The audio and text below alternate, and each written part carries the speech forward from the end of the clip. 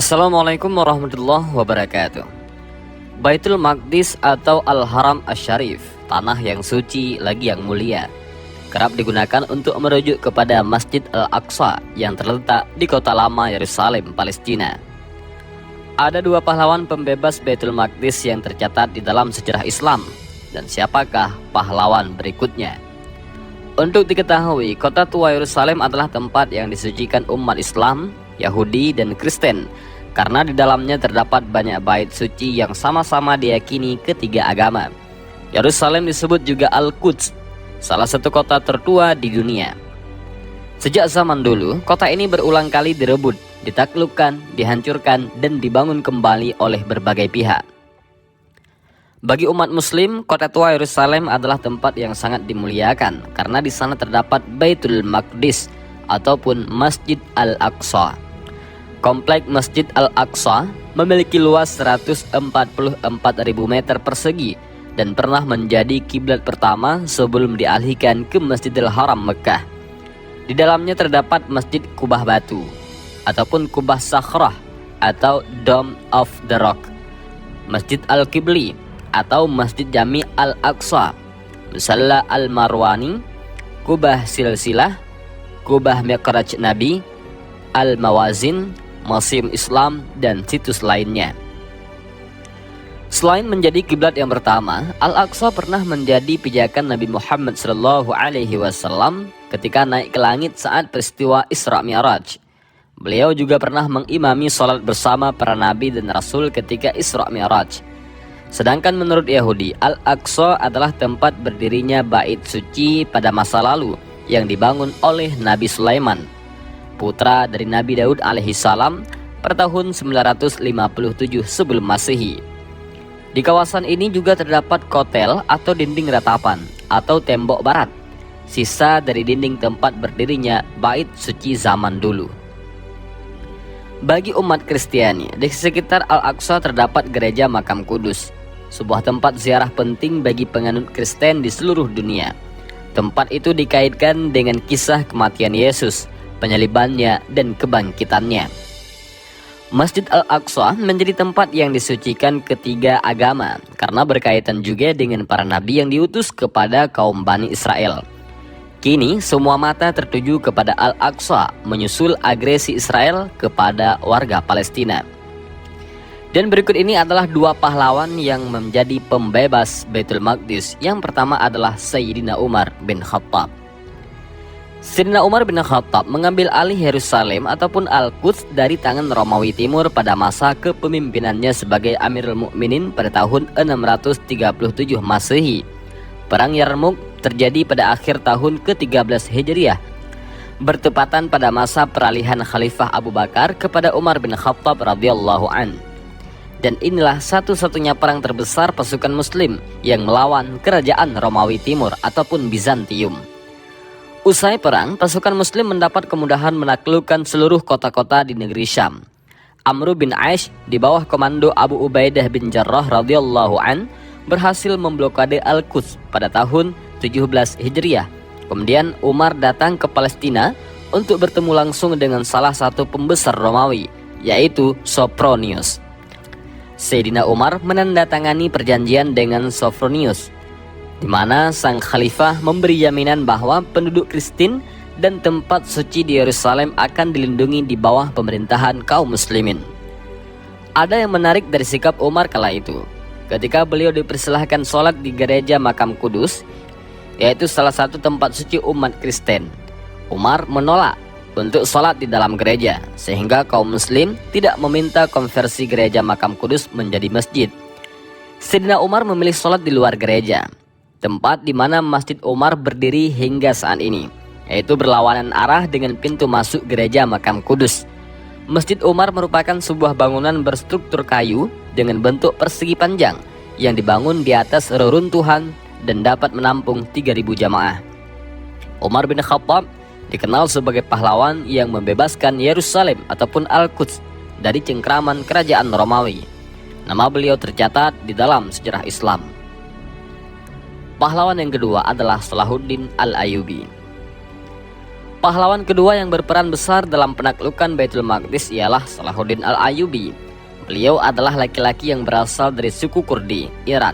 Salahuddin meniti puncak karirnya sebagai panglima besar yang merebut kembali tanah suci Baitul Maqdis dari cengkraman pasukan salib Kristen. Sehari sebelum penaklukan, Salahuddin Al-Ayyubi bersama 60.000 lebih pasukannya telah mengepung Yerusalem. Beliau berhasil menaklukkan Yerusalem setelah 88 tahun hidup dalam cengkraman Kristen Eropa yang keji kala itu. Yerusalem berhasil direbut oleh Salahuddin Al-Ayyubi pada hari Jumat, 27 Rajab 583 Hijriah, bertepatan 2 Oktober 1187 Masehi. Al-Quds akhirnya berhasil takluk dari penjajahan Kristen Eropa. Hari itu kebetulan bertepatan dengan peringatan Isra Mi'raj Nabi Muhammad SAW.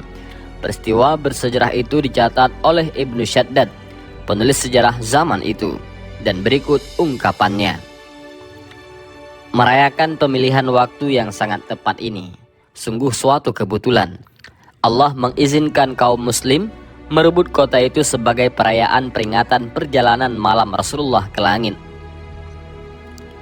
Semua kaum muslimin kala itu sangat antusias dan gembira. Mereka berkumpul menyaksikan kemenangan itu. Luapan sukacita dan kegembiraan tak terbendung. Salahuddin dan pasukan muslim mengeluarkan salib-salib yang terdapat di Masjid Al-Aqsa, membersihkannya dari segala najis dan kotoran, dan mengembalikan kehormatan masjid tersebut.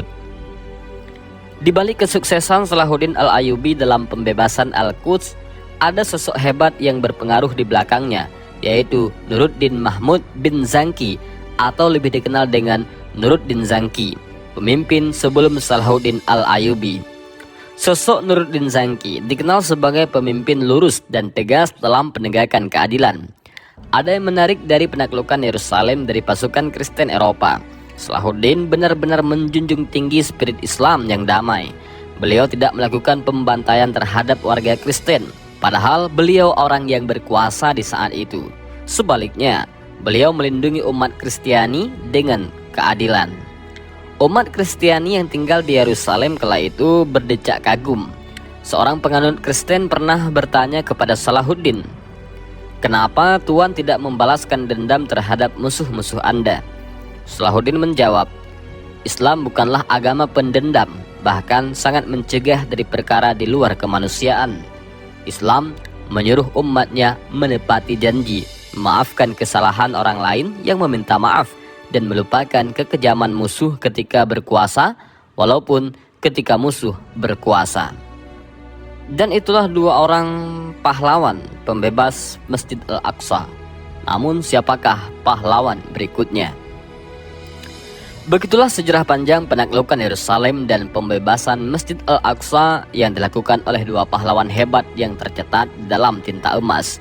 Sayyidina Umar dan Salahuddin Al-Ayyubi telah melakukan tugas mulianya. Kini Al-Aqsa berada dalam pusaran konflik menyusul agresi Israel terhadap warga Palestina. Israel terus menduduki wilayah-wilayah Palestina dan ingin menguasai Masjid Al-Aqsa dengan segala caranya dan tipu dayanya. Perang terbuka antara Palestina dan Israel pun tak terelakkan. Baru-baru ini Israel kembali memborbardir jalur Gaza dan Palestina. Banyak korban jiwa dari tragedi ini. Umat muslim di dunia berduka akibat agresi Israel ini ataupun genosida ini. Doa dan dukungan dari negara-negara muslim terus mengalir untuk warga Palestina, namun tidak menghentikan sikap Israel yang ingin menguasai tanah-tanah Palestina. Warga Palestina terus melawan, mempertahankan kehormatan tanah airnya dan juga kehormatan Islam. Mereka menunggu sosok pahlawan yang dapat membebaskan Baitul Maqdis dari pendudukan dan gangguan Israel. Jika merujuk risalah nubuwah pada 15 abad yang lalu, Rasulullah Muhammad SAW telah mengabarkan bahwa pada akhir zaman umat muslim akan berperang melawan kaum Yahudi yang akan dipimpin Dajjal, si Mesias palsu. Syam menjadi tempat pertempuran besar di akhir zaman. Rasulullah mengabarkan akan datangnya seorang pemimpin yang namanya seperti nama beliau. Dunia tidak akan binasa atau hancur sampai seorang manusia di antara orang-orang Arab muncul yang memiliki nama seperti namaku.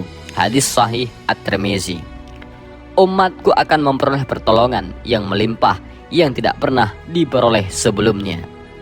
Beliau adalah Imam Mahdi. Beliau bukan seorang nabi yang diutus Allah dengan kitab sucinya.